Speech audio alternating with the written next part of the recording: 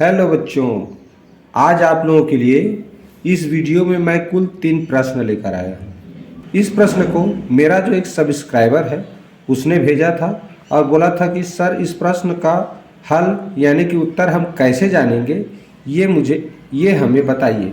तो सबसे पहले मैं ये प्रश्न शामिल कर रहा हूँ। इसके बाद भिन्न से संबंधित 2 कठिन प्रश्न को किस तरह हल करते हैं ये मैं इस वीडियो में बताने वाला हूँ। तो चलिए बिना देरी किए हुए आज का यह वीडियो स्टार्ट करते हैं। और स्टार्ट करने से पूर्व आप लोगों से रिक्वेस्ट, अगर मेरे चैनल में नए होंगे तो चैनल को पहले सब्सक्राइब कर लीजिए और बेल आइकन पर प्रेस करके ऑल वीडियो पर सेट कर दीजिए, ठीक है। तो और वीडियो को एक लाइक करना मत भूलिए। चलिए देखें, प्रश्न पढ़ते हैं। एक संख्या से उसके अंकों का योगफल घटा दिया जाता है, परिणाम स्वरूप प्राप्त संख्या सर्वदा विभाजित होगा। क्या होगा? सर्वदा विभाजित हो या होगा, ऐसा कह सकते हैं। तो देखिए, इस तरह के प्रश्न को समझना है पहले कि प्रश्न कह क्या रहा है। क्या लिखा है? एक संख्या उसके अंकों का योगफल घटा दिया जाए। मान लो मैंने एक संख्या ले लिया 12। अब यहाँ एक अंकों की संख्या में नहीं देखना है, क्योंकि अंकों का योगफल करेंगे तो एक ही अंक का योगफल थोड़ी करते बनेगा।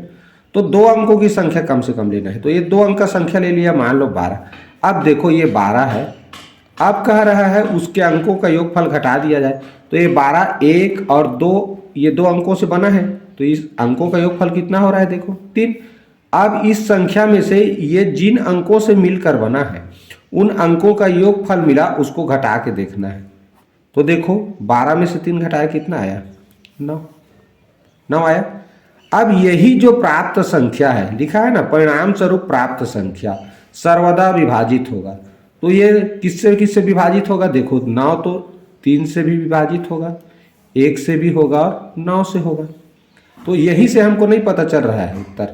और देखेंगे 2-3 संख्या। तो देखो एक और संख्या लिया हमने 37। अब यहाँ 37 में से हमको क्या करना है? ये 3 और 7 2 अंकों से मिलकर बना है, तो इसका योगफल कितना हो गया? 10। तो अंकों का योगफल को घटाने के लिए कह रहा है प्रश्न। तो घटाएंगे, देखो कितना हो गया? 27।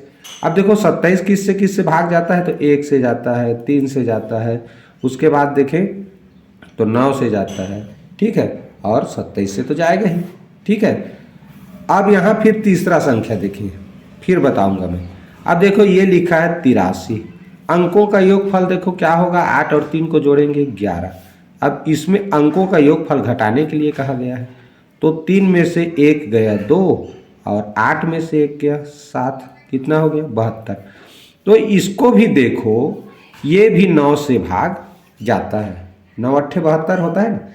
तो हम तीनों में कॉमन क्या पाए? ऐसा कॉमन संख्या तो ये 9 है। देखो इसमें भी देखो, यानी कि कोई भी संख्या जिनके अंकों का योगफल घटा देने के बाद जो प्राप्त यानी कि परिणाम स्वरूप जो संख्या प्राप्त होता है, याद रखना वो हमेशा 9 से ही भाग जाएगा या 9 से ही विभाजित होगा। ये नियम है। आप कुछ भी संख्या लिख के देख लो, जैसे तुरंत मैंने लिख दिया मान लो 53। अब 53 लिखा तो 5 3 8 हुआ ना अंकों का योग, तो घटा के देखो तो देखो ये हो जाएगा 13, ये हो जाएगा 4। तो 13 में से देखो 8 गया, कितना बचा? 5। अब ये है 4 45, 45 9 से विभाजित होता है, 9 5 45, ठीक। तो इस प्रश्न का सही उत्तर क्या हुआ कि किसी भी संख्या के उसके अंकों के योगफल को अगर घटा दिया जाए संख्या में से, तो परिणाम स्वरूप जो प्राप्त संख्या होता है वो हमेशा 9 से ही विभाजित होता है, ठीक। आशा है समझ में आ गया होगा। चलिए लेते हैं अब भिन्न से संबंधित एक कठिन प्रश्न। देखिए, भिन्न से संबंधित एक बोडमास के नियम पर आधारित सरल करने वाला एक प्रश्न लाया हूं। तो इस प्रश्न को कैसे हल किया जाता है ये मैं बताऊंगा। तो देखिए, इस प्रश्न को हल करने से पहले आपको बोडमास का नियम पता होना चाहिए। यानी बोडमास का नियम क्या कहता है जी? सबसे पहले अगर इस तरह मिश्र भिन्न यानी सही बटा के रूप में कोई भिन्न दिया हो तो उसको हल किया जाता है। उसके बाद फिर छोटा कोष्टक, मंझला कोष्टक, ये मंझला कोष्टक है, सर्पाकार कोष्टक भी बोलते हैं, और अंत में बड़ा कोष्टक, और लास्ट में कोष्टक के बाहर हो उसको हल करते हैं, तो हमें उत्तर प्राप्त हो जाता है, ठीक। तो चलिए इस तरह के प्रश्न को कैसे हल करते हैं, हल करके बता रहा हूँ, ध्यान से देखिए, ठीक है। देखिए तो सबसे पहले क्या करेंगे, ये छोटा कोष्टक हल करेंगे। तो छोटे कोष्टक के अंदर देखो दो मिश्र भिन्न है, तो उसको हमको विषम भिन्न में बदलना है।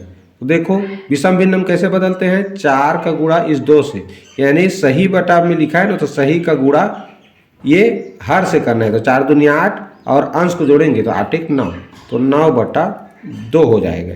इसको करेंगे 2 तिया 6, 6 एक 7 और 7/3, जो हर में लिखा है उसी को लिखते हैं। ठीक, अब ये छोटा कोष्टक में ही है अभी। ठीक है, अब क्या करेंगे, इसको हल करेंगे। भिन्नों का घटाव दिया है, तो देखो ये दोनों अभाज्य है, तो क्या करते हैं, भाज्य संख्या का लघुत्तम निकालते हैं जोड़ने के लिए। तो 2 तिया 6, अब इनका गुणा करने पर लघुत्तम मिला, तो जोड़ने के लिए इसका तिर्यक गुणा, 9 तिया 27 और 7 दूनी 14 हो गया।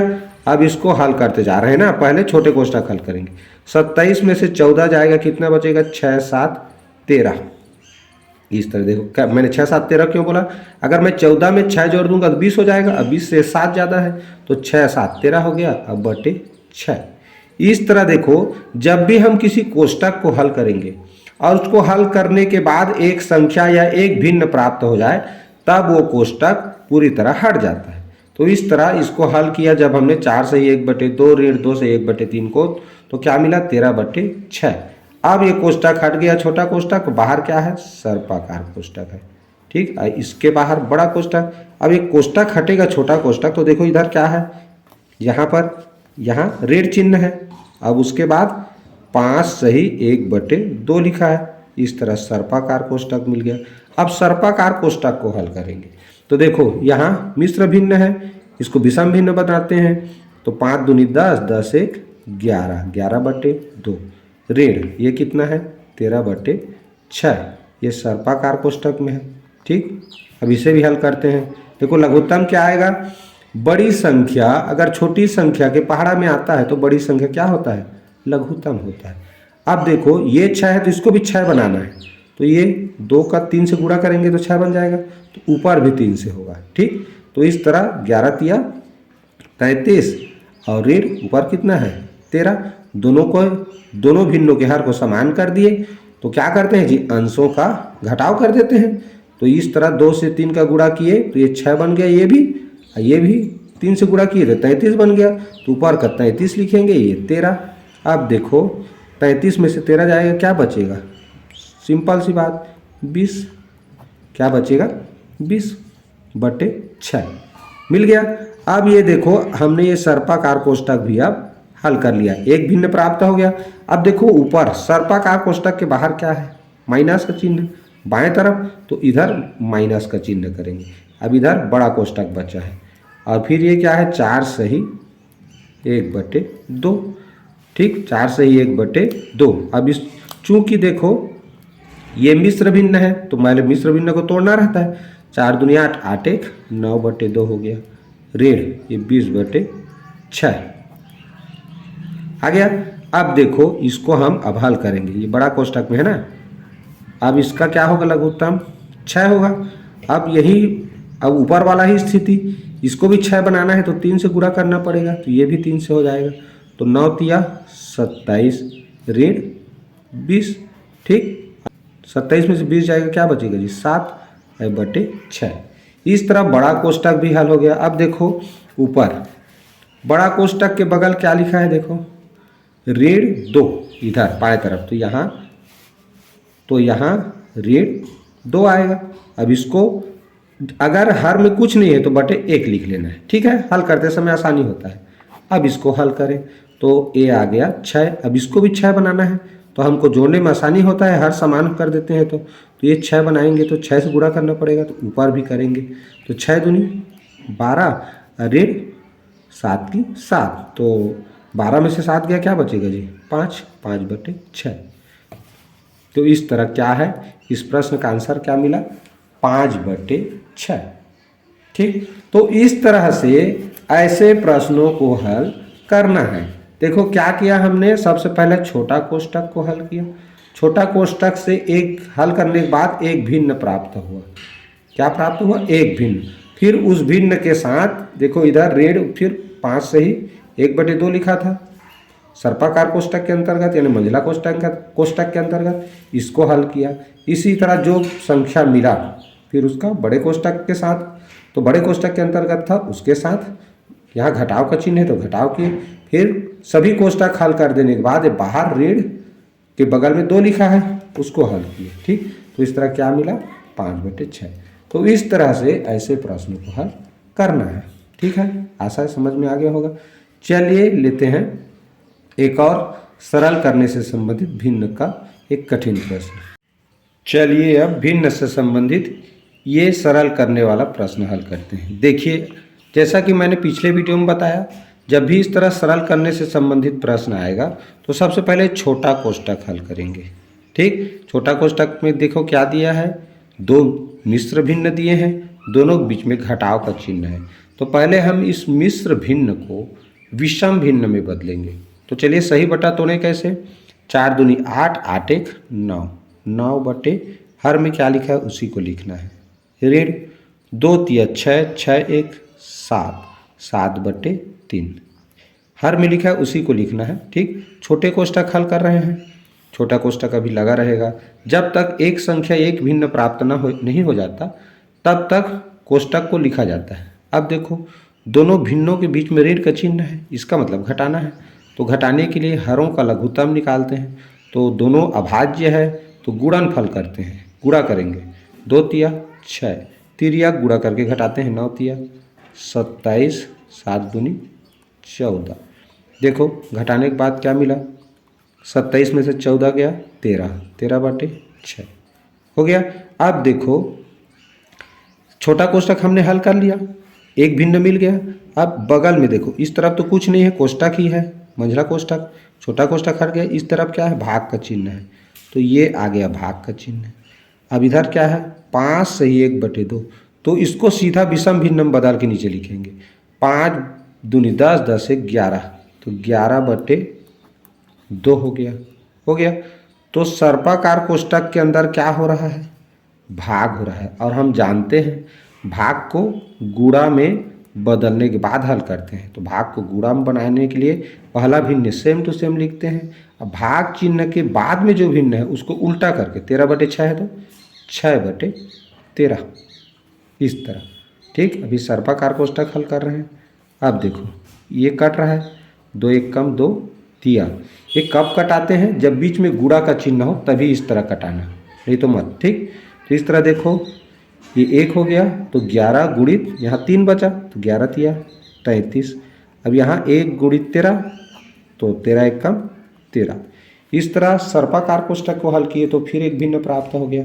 अब ऊपर देखो सर्पाकार कोष्ठक के बगल में क्या है, तो ऋण चिन्ह है बाएं तरफ, और इधर क्या है 4 सही 1/2, तो इसको हल करेंगे विषम भिन्न में बदलेंगे, क्या होगा 4 दूनी 8, 8 एक 9, यानी कि ये बन गया 9/2। अब इसको उतारेंगे। ठीक, ऋण चिन्ह है तो ऋण चिन्ह लगा दिए। अब इसको हल करेंगे, ये बड़ा कोष्ठक के अंतर्गत आ गया। तो देखो दोनों अभाज्य संख्या है, लघुत्तम क्या होगा, दोनों का गुणनफल, दोनों का गुणनफल, तो 13 दूनी 26। अब 13 निया कितना होता है 117, और 33 दूनी 66। ठीक, इस तरह बड़ा कोष्ठक का हल कर रहे हैं। अब देखो 117 में से 66 घटाओ तो 7 में से 6 जाएगा, 1 बचेगा। अब 11 में से 6 जाएगा तो 5, यानी कि क्या मिला 51/26।